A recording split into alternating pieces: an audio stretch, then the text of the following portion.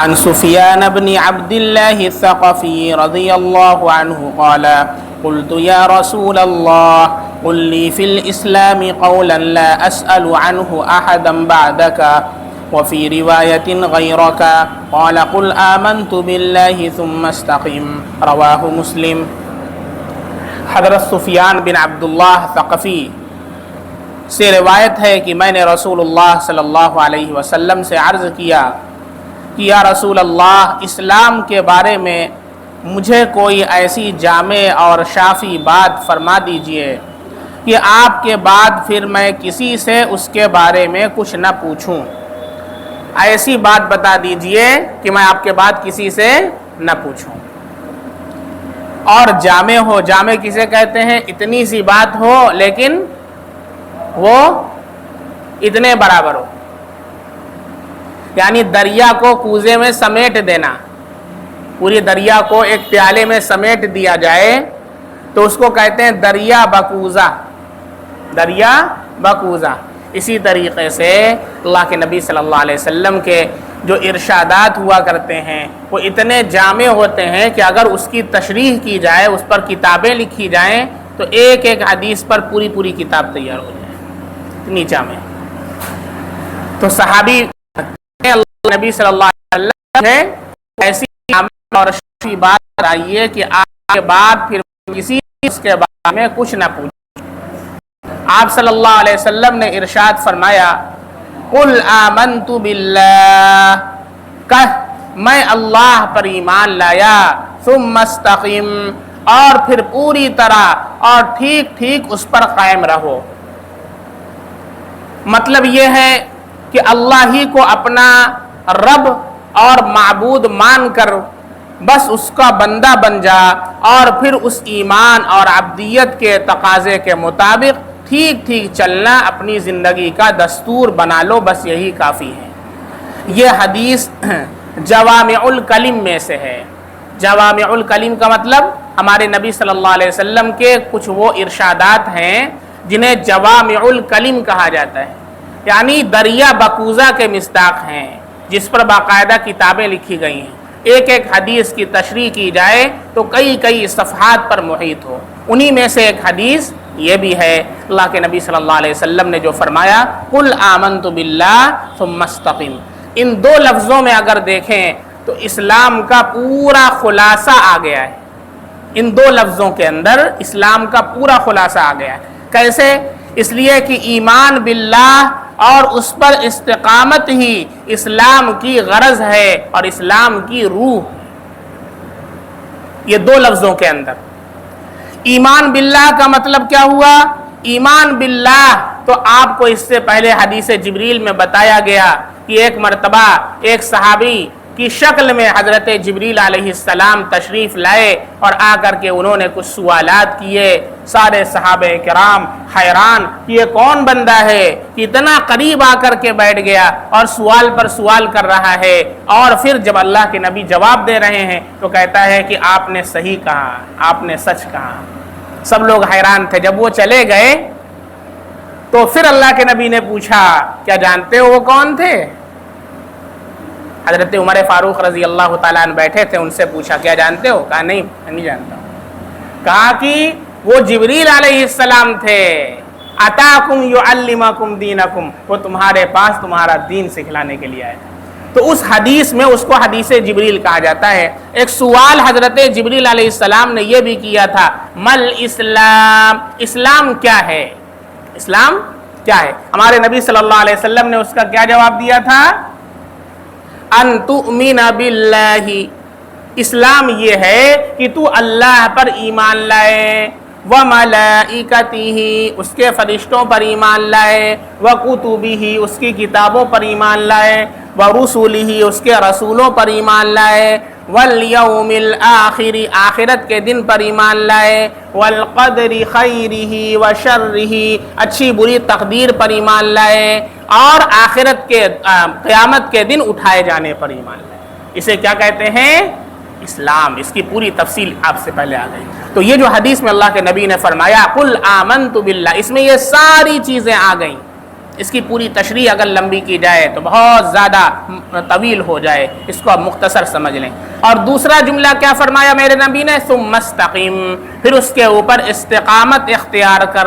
اب دیکھیں ہم ہر نماز میں سورہ فاتحہ میں اللہ سے ایک دعا کرتے ہیں، اہدنا الصراط المستقیم۔ یہ مستقیم ہے نا، یہ استقامت سے نکلا ہے۔ مستقیم اس میں فاعل ہے اور اس کا مصدر استقامت ہے، باب استفعال سے آتا ہے۔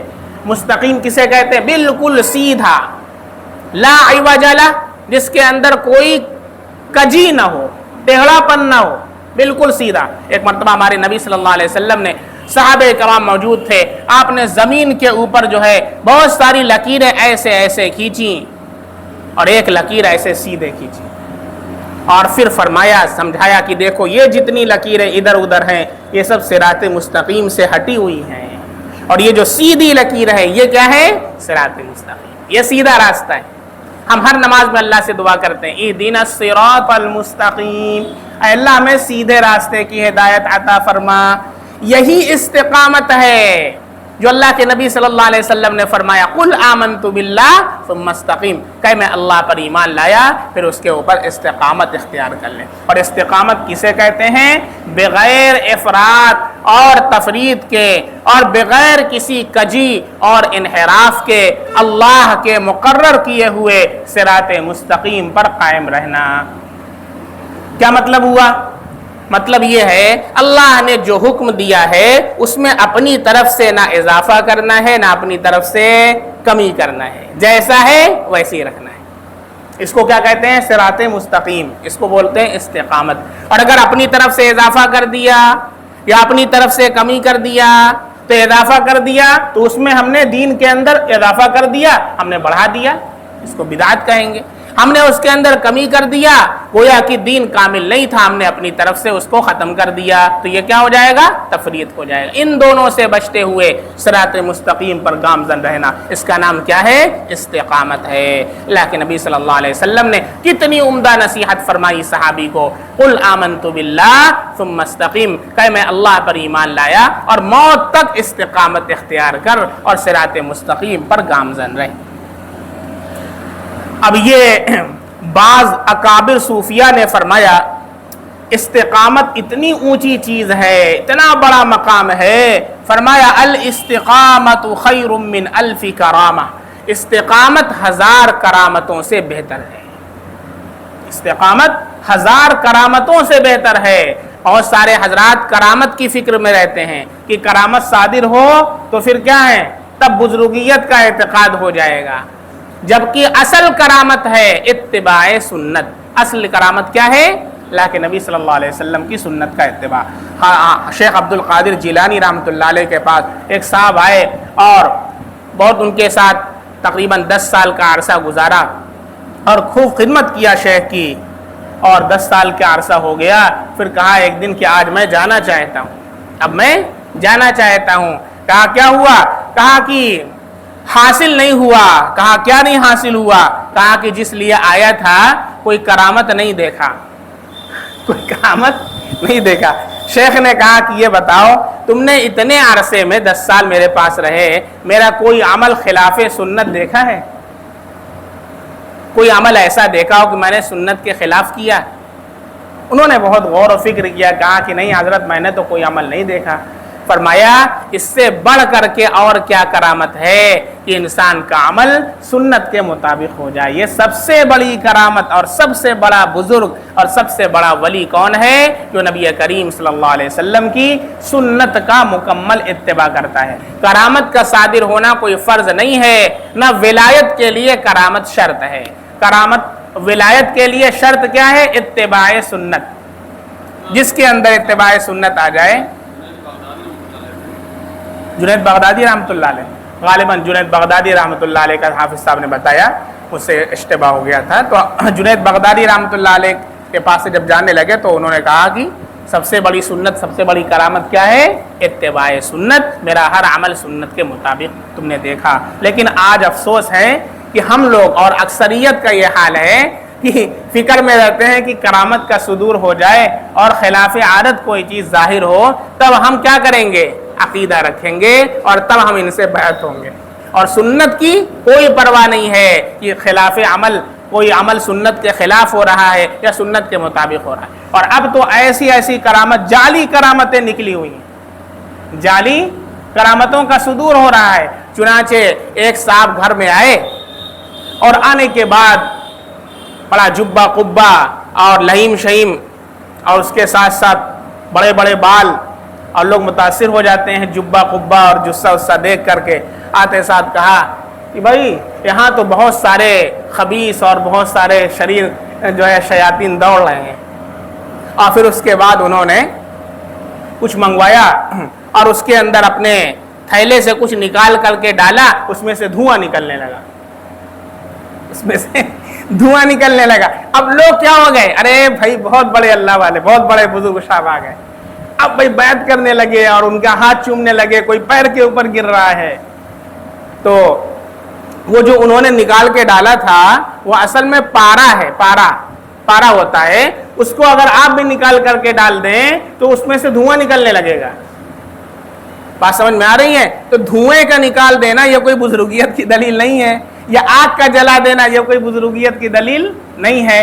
بزرگیت کی دلیل ہے اتباع سنت، ہمیں یہ دیکھنا ہے کہ ان کا عمل سنت کے مطابق ہے کہ نہیں ہے۔ تو اصل چیز پر، مقصد کی طرف نظر ہونا چاہیے اور خارجی چیزوں پر نظر نہیں ہونا چاہیے۔ تو بہت سارے اکابر صوفیہ نے کیا فرمایا، استقامت 1000 کرامتوں سے بہتر ہے۔ بہرحال استقامت وہ چیز ہے کہ اس کی تعلیم کسی اور سبق لینے کی ضرورت نہیں ہے۔ چنانچہ خود اللہ نے قرآن کریم میں ارشاد فرمایا، ان الذین قالوا ربنا اللہ ثم استقاموا فلا خوف علیہم ولا هم يحزنون۔ بے شک جن لوگوں نے کہا کہ ہمارا رب اللہ ہے اور ہم اسی کے بندے ہیں، اور پھر وہ اس پر استقامت اختیار کر لیا، اس پر مستقیم رہے، تو انہیں کوئی خوف اور خطرہ نہ ہوگا اور نہ ان کو رنج و غم ہوگا۔ اولئک اصحاب الجنہ، وہ سب کے سب جنتی ہیں، خالدین فیہا، ہمیشہ جنت کے اندر رہیں گے، جزاء بما كانوا يعملون، یہ بدلہ ہے ان کے اعمال کا۔ اللہ نے قرآن میں بھی یہ ارشاد فرمایا ہے، یعنی استقامت اور ایمان، یہ دو، ایمان باللہ اور استقامت ہی کو انسان کی سعادت اور اس کی نیک بختی سے وابستہ کیا گیا ہے۔ عن تمیم الداری رضی اللہ عنہ ان النبی صلی اللہ علیہ وسلم قال الدین النصیحۃ قلنا لمن قال للہ ولکتابہ ولرسولہ ولأئمة المسلمین وعامتہم، رواہ مسلم۔ حضرت تمیم داری رضی اللہ عنہ سے روایت ہے کہ رسول اللہ صلی اللہ علیہ وسلم نے فرمایا، دین نام ہے خلوص اور وفاداری کا۔ دین نام کس کا ہے؟ خلوص اور وفاداری کا۔ صحابہ کرام کہتے ہیں ہم نے عرض کیا کس کے ساتھ خلوص اور وفاداری، کس کے ساتھ وفاداری کریں، کس کے ساتھ اخلاص اور خلوص رکھیں؟ اللہ کے نبی صلی اللہ علیہ وسلم نے ارشاد فرمایا، للہ، کس کے ساتھ؟ اللہ کے ساتھ، ولکتابہ، اللہ کی کتاب کے ساتھ، ولرسولہ، اللہ کے رسول کے ساتھ، ولأئمة المسلمین، اور مسلمانوں کے اماموں اور پیشواؤں کے ساتھ، وعامتہم، اور ان کی عوام کے ساتھ، سب کے ساتھ کیا کرنا؟ وفاداری اور خلوص کے ساتھ پیش آنا۔ اس کا نام کیا ہے؟ ایمان، اس کا نام ہے دین۔ اب اس کو اچھی طرح سمجھیں، سب کے ساتھ وفاداری کا کیا مطلب ہے؟ یہ حدیث جو ہے اسے بھی جوامع الکلم میں شمار کیا گیا ہے۔ ہمارے نبی صلی اللہ علیہ وسلم کی کچھ احادیث وہ ہیں جنہیں جوامع الکلم میں شمار کیا گیا۔ جوامع الکلم کسے کہتے ہیں؟ ایک حدیث کی اگر تشریح کی جائے تو رات کی رات ناکافی ہو جائے، دن کا دن ناکافی ہو جائے۔ کتابیں اگر لکھی جائیں تو اس حدیث کے اوپر پوری کتاب لکھی جا سکتی ہے۔ دریا بکوزہ کی مصداق ہے، ایک جملے میں ہمارے نبی صلی اللہ علیہ وسلم نے سمندر اونڈیل دیا ہے۔ یہ وہ حدیث، اس سے پہلے جو حدیث تھی وہ بھی جوامع الکلم، اور یہ بھی حدیث جوامع الکلم میں سے۔ اس کو آپ سمجھیں کہ اس کا کیا مطلب ہے۔ چنانچہ حدیث کے شارح ہیں مسلم شریف کے، ان کا نام ہے امام نووی رحمۃ اللہ علیہ۔ مسلم شریف جو حدیث کی کتاب ہے، جیسے بخاری ہے، اس کے بعد مسلم شریف ہے، پھر اس کے بعد ترمذی شریف ہے، تو جو مسلم شریف کے شارح ہیں ان کا نام کیا ہے؟ امام نووی رحمۃ اللہ علیہ. انہوں نے اس کی جو ہے شرح لکھی ہے اور اس کی وضاحت کی ہے. تو امام نووی رحمۃ اللہ علیہ نے لکھا ہے اس حدیث کی تشریح میں، اس کے ایکسپلینیشن کے اندر، کہ کل مقاصد دین کو یہ حدیث جامع ہے. جتنے بھی دین کے مقصد ہیں سارے کے سارے مقصد کے لیے یہ حدیث جامع ہے، سب کو جامع ہے. اور اس پر عمل کر لینا گویا دین کے پورے منشا کو ادا کر دینا ہے، کیونکہ دین کا کوئی شعبہ اور گوشہ ایسا نہیں ہے جو اس حدیث کے مضمون سے باہر رہ گیا ہو. تمام شعبے دین کے اس حدیث کے اندر آ گئے ہیں. اب سمجھیں کہ اللہ کے نبی صلی اللہ علیہ وسلم نے جو یہ فرمایا ہے اللہ کے ساتھ خیر خواہی کرو، اللہ کے کتاب کے ساتھ کرو، اللہ کے رسول کے ساتھ کرو، اس کا کیا مطلب ہے؟ اس اجمال کی تفصیل یہ ہے کہ اس حدیث میں جو کہا گیا اللہ کے ساتھ، اللہ کی کتاب کے ساتھ، اللہ کے رسول کے ساتھ، ائمہ امت کے ساتھ اور عوام مسلمانوں کے ساتھ خلوص و وفاداری کو دین بتایا گیا، اور یہی کل دین ہے. اس سے مراد کیا ہے اس کو آپ اچھی طرح سمجھیں. اللہ کے ساتھ اخلاص اور وفاداری کا مطلب یہ ہے کہ اللہ پر ایمان لایا جائے. اللہ کے ساتھ اخلاص اور وفاداری کیا ہے؟ کہ اللہ پر ایمان لایا جائے. اب کوئی بندہ ایسا ہے جو اللہ کو ایمان نہیں لاتا، اللہ پر ایمان نہیں لاتا، جیسے داریہ ہے، ایتھیسٹ ہے. ایتھیسٹ کیا بولتے ہیں؟ وہ بولتے ہیں کوئی خالق اور مالک نہیں ہے، یہ سب ایسے ہی چل رہا ہے. تو یہ اللہ کے ساتھ اخلاص اور وفاداری نہیں ہے. جس اللہ نے ہمیں بنایا ہم اسی کو نہ مانے. یہ تو ایسا ہو گیا جیسے کہ بیٹا باپ کو باپ نہ مانے، کہتے میں تو نہیں مانتا کہ میرا باپ ہے، میں تو اپنی ماں کو ماں نہیں مانتا، ان کو ٹھوکر مار دے. جس نے ان کو جنم دیا، جس نے ان کو برتھ دیا، ان کو کیا نہ مانے؟ باپ نہ مانے، ماں نہ مانے. ایسے ہی جس اللہ رب العزت نے ہمیں تخلیق کیا ہے، ساری کائنات کو بنایا ہے، اگر کوئی اس کا انکار کر دے تو کتنا بڑا دھوکے باز انسان ہے، کتنا بڑا مکار انسان ہے، اور اللہ کے ساتھ کتنی زیادہ غداری کرنے والا انسان ہے. اس لیے پہلی چیز کیا فرمایا؟ اللہ کے ساتھ اخلاص اور وفاداری. اللہ کے ساتھ کیا اخلاص و وفاداری؟ اللہ کے اوپر ایمان لایا جائے اور اللہ کی معرفت حاصل کی جائے، اللہ کی معرفت حاصل کی جائے اور اللہ سے انتہائی محبت کی جائے. نام والی محبت نہیں بلکہ کام والی محبت. کیسے پتہ چلے گا؟ اگر ہماری خواہشات ایک طرف ہوں اور ایک طرف اللہ کا حکم ہو تو ہم اپنی خواہشات کو اللہ کے حکم کے اوپر قربان کرنے والے. جیسے حضرت ابراہیم علیہ السلام کو آپ دیکھیں، ابھی قربانی کا موسم گزرا ہے، ایک بیٹا اللہ نے دیا، وہ بھی 87 برس کی عمر کے اندر، بڑھاپے کی عمر کے اندر، چاند سا بیٹا ہے. کتنی محبت باپ کو بیٹے سے ہے، بیٹے سے کتنا لگا ہوگا. ارے بڑھاپے میں بیٹا ملا ہے، باپ کا سہارا بن گیا. ادھر باپ جوان ہوتے ہوئے بیٹے کو دیکھ کر جی رہا ہے، ادھر قدرت مسکرا رہی ہے، ادھر قدرت مسکرا رہی ہے. گویا یہ کہہ رہی ہو ستاروں سے آگے جہاں اور بھی ہیں، ابھی عشق کے امتحان اور بھی ہیں. اللہ کی طرف سے حکم ہوتا ہے بیٹے کو قربان کر دو. اب بتائیں، ایک طرف تو اپنی خواہشات ہیں، ایک طرف تو اپنی محبت ہے، ایک طرف اللہ کا حکم ہے. اب اللہ کے ساتھ خلوص اور وفاداری اور محبت یہ ہے کہ انسان اللہ کے حکم کے آگے اپنی خواہشات کو قربان کر دے. حضرت ابراہیم علیہ السلام نے ایک مرتبہ یہ نہیں سوچا ارے اللہ تعالیٰ بڑھاپے میں جب بیٹا دیے، جب لینا ہی تھا تو کیا کر دیے، نہیں کہا. آج جوانی میں ہمارے بیٹے کا انتقال ہو جائے، ابھی ایک صاحب عصرباد آئے ہوئے تھے، ان کے بیٹے کا انتقال ہو گیا، مجھے معلوم نہیں تھا، انجینئر بھی تھے، بتانے لگے ایکسیڈنٹ میں انتقال ہو گیا. انا للہ و انا الیہ راجعون. بہت زیادہ غمزدہ تھے. انہوں نے کہا بھائی دیکھیں اللہ رب العزت کی طرف سے آپ کے لیے آزمائش اور امتحان ہے، اور یہی موقع صبر کا ہے. صبر کب ہوتا ہے؟ جب سامنے بریانی رکھی ہو تو صبر کرتے ہیں. ارے صبر کا موقع ہے جب آپ کے اوپر آزمائش آئے اور اس آزمائش پر آپ کیا رہیں؟ ثابت قدم رہیں اور اللہ کا شکر ادا کرتے رہیں اور صبر کرتے رہیں، تبھی تو صبر ہے. صبر تو ایسا ہے نہیں کہ ساری جو ہے کنڈیشن ٹھیک چل رہی ہے اور آپ بیٹھ کے صبر کر رہے ہیں.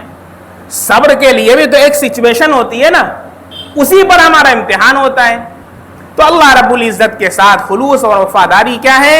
اللہ پر ایمان لایا جائے، اللہ کی معرفت حاصل کی جائے اور اللہ کے ساتھ انتہائی محبت کی جائے اور اللہ کی اطاعت اور عبادت کی جائے۔ اب کوئی کہتا میں تو اللہ سے محبت کرتا ہوں، نماز نہیں پڑھتا، اللہ سے محبت نہیں ہے، یہ مکاری کر رہا ہے وہ۔ ایسے باپ سے کوئی محبت کرے اور باپ کی خدمت نہ کرے، باپ بیچارہ بیمار پڑا ہے اور ابا جان ٹھیک ہے، ابا سے بڑی محبت کرتا ہوں، اماں سے بڑی محبت کرتا ہوں، میں کہا ارے بیٹا تھوڑا سا دوا لیتے آؤ، میری پیر تھوڑا دبا دو بیٹا، ایک گلاس پانی لیتے آؤ، نہیں میں باپ سے بڑی محبت کرتا ہوں، اماں سے بڑی محبت کرتا ہوں۔ یہی حال مسلمانوں کا ہے، میں نبی سے بڑی محبت کرتا ہوں، اللہ سے بڑی محبت کرتا ہوں، اللہ اللہ نبی نبی چلا رہے ہیں، نماز نہیں پڑھ رہے۔ یہ کیا ہے؟ یہ دھوکے بازی کر رہے ہیں، مکاری کر رہے ہیں۔ اللہ سے محبت یہ ہے اللہ کے اوپر ایمان لایا جائے، اللہ کی معرفت حاصل کی جائے، اللہ سے انتہائی محبت کی جائے، اللہ کی اطاعت اور عبادت کی جائے اور اللہ کے ساتھ کسی کو شریک نہ ٹھہرایا جائے۔ اللہ سے محبت بھی کرتے ہیں، اللہ کی عبادت بھی کرتے ہیں، لیکن اللہ کے ساتھ کسی کو شریک ٹھہرا لیتے ہیں۔ جیسے اللہ اولاد دیتا ہے ایسے فلاں بابا بھی دیتے ہیں، چلو تھوڑا سا چکر مار لیا جائے اجمیر کا، ظفر آباد چل کر کے 2 رکعت پڑھ کر کے چکر لگا کر کے حاجی بن جایا جائے، 8 لاکھ خرچہ ہو رہا ہے۔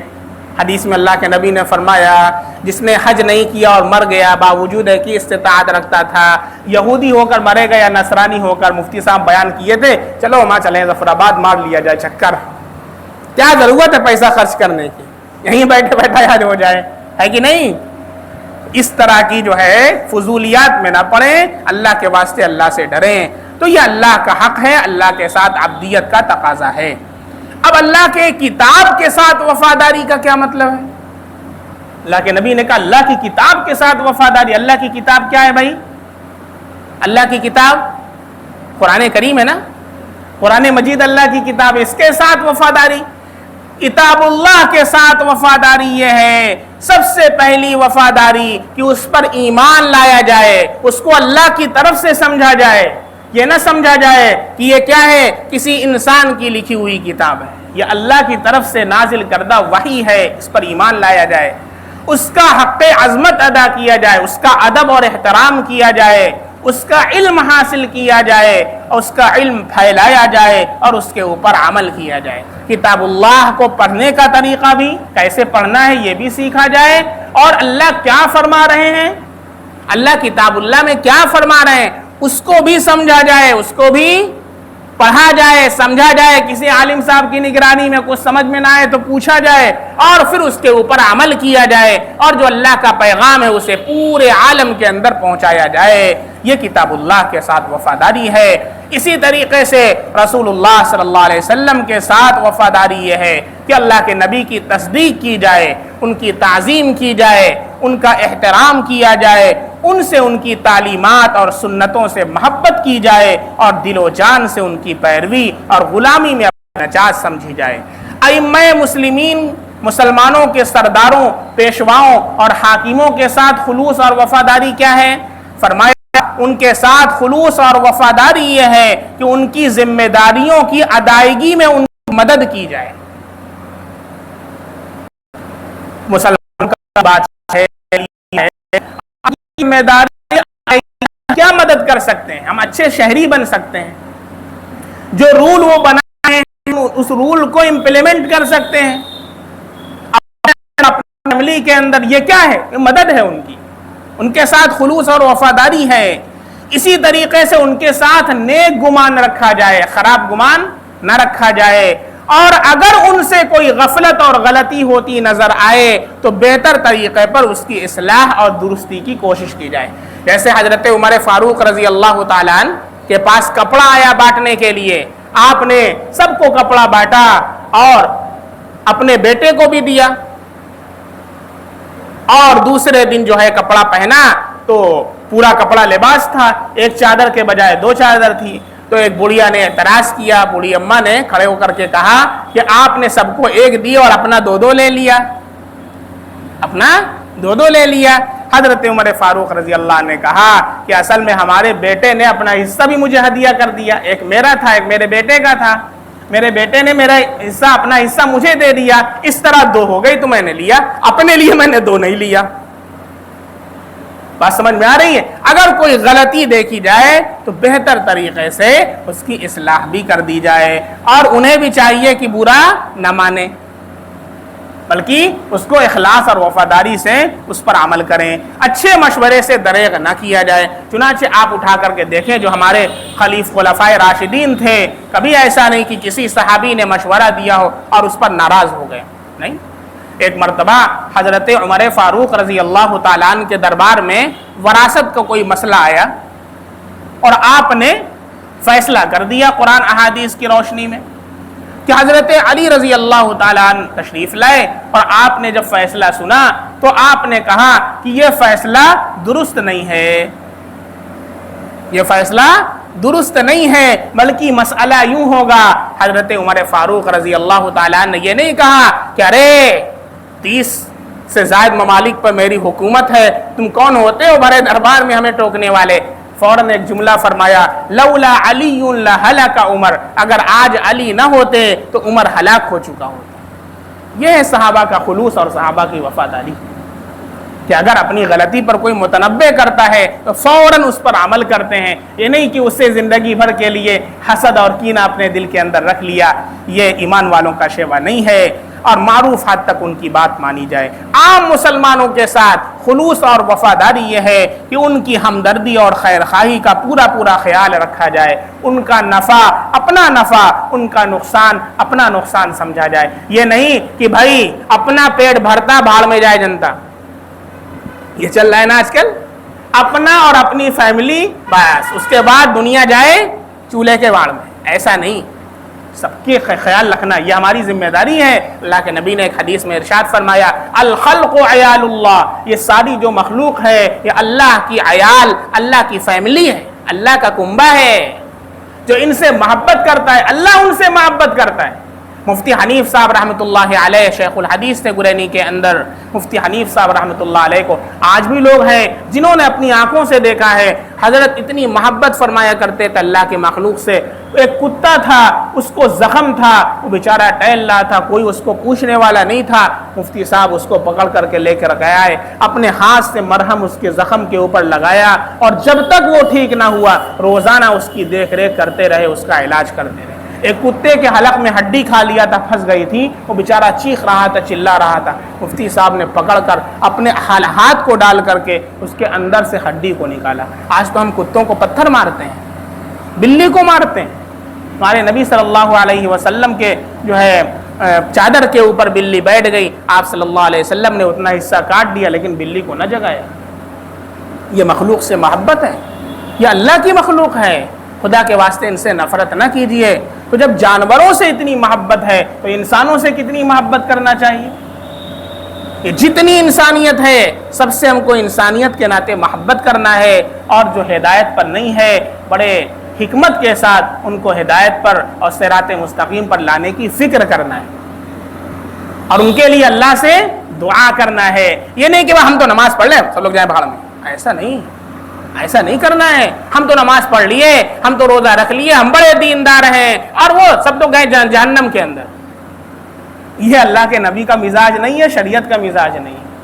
بات سمجھ میں آ رہی ہے؟ اگر یہ مزاج ہے تو اپنے مزاج کو چینج کریں, فکر پیدا کریں اپنے اندر, اپنے گھر کی فکر پیدا کریں, اپنے محلے والوں کی فکر کریں, بلکہ پورے عالم کی فکر کریں. اس لیے کہ ہم عالمی نبی کے عالمی امتی ہیں. ہمارے نبی صلی اللہ علیہ وسلم صرف ایک قبیلے کے لیے نہیں آئے تھے بلکہ پورے عالم کے لیے مبعوث ہوئے تھے. ہم اس نبی کے امتی ہیں, ہمیں بھی کون سی فکر رکھنا ہے؟ پورے عالم کی فکر کرنا ہے. یہاں تو ہم اپنی ہی فکر کے اندر مرے جا رہے ہیں, پورے عالم کی فکر کریں. دیکھیں اللہ رب العزت کیسے آپ کے کاموں کے اندر برکت عطا فرماتا ہے. اس لیے ہمیشہ پورے عالم کی فکر کریں اور عوام کے خیر خواہی کا پورا خیال رکھیں. ان کا نفع اپنا نفع سمجھیں, ان کا نقصان اپنا نقصان سمجھا جائے. جائز اور ممکن خدمت اور مدد سے دریغ نہ کیا جائے. کوئی بھی ہو, کسی بھی مذہب کا ہو, اور آپ جا رہے ہیں, آپ نے دیکھا کہ کوئی ضعیف انسان ہے, اس سے چلا نہیں جا رہا ہے, اس کو رکشے پر سوار ہونا ہے یا رکشے سے اترنا ہے, آپ ہیلپ کریں, اس کی مدد کر دیں. آپ مذہب نہ دیکھیں, انسانیت کے ناطے کیا کریں. اس کی فکر کریں. آپ ہسپتال میں چلے گئے, کسی اور کوئی ایسا بندہ ہے جس کے پاس دوا کا پیسہ نہیں ہے, اللہ نے آپ کو نوازا ہے, تو آپ کیا کریں؟ اس کی خدمت کریں, اس کی ہیلپ کریں, اس کی مدد کریں. الغرض علی فرق مراتب, ان کے جو حقوق اور عظمت اور شفقت ہیں, ان کے خدمت اور تعاون کے مقرر ہیں, ان کو ادا کیا جائے. اب اس تفصیل سے آپ حضرات سمجھ سکتے ہیں کہ یہ حدیث جوامع الکلم میں سے ہے اور اس کی کتنی تفصیل کی جا سکتی ہے, لیکن اس تفصیل کا اس وقت موقع نہیں ہے, اس لیے اس کو جوامع الکلم میں شامل کیا گیا ہے.